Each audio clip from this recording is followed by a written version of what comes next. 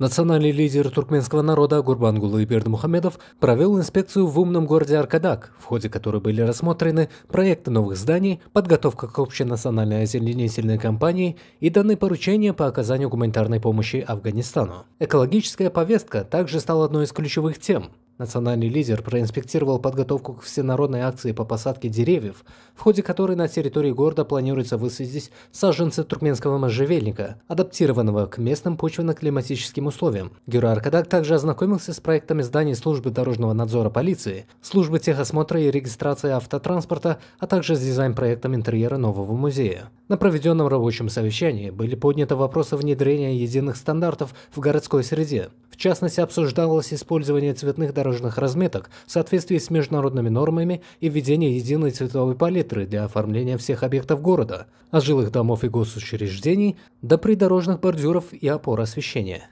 Подчеркнуто, что все материалы должны быть долговечными и устойчивыми к погодным условиям. Главной гуманитарной новостью стало поручение председателя Халк-Маслихаты подготовить предложение по оказанию помощи афганскому народу, пострадавшему от землетрясения. Гурбангулы Бердымухамедов сообщил, что во время его недавнего визита в Афганистан для запуска строительства участка газопровода ТАПИ, афганские братья, оставшиеся без крова, обратились с просьбой о помощи. Следуя поговорке «в трудные дни тебе сосед поможет», было дано указание проработать этот вопрос и представить на рассмотрение президента страны, чтобы протянуть руку дружбы соседнему государству. Также были даны рекомендации по благоустройству объектов, которые будут возведены в рамках второго этапа застройки города Аркадак с акцентом на соответствие городской инфраструктуры и системы освещения самым современным требованиям.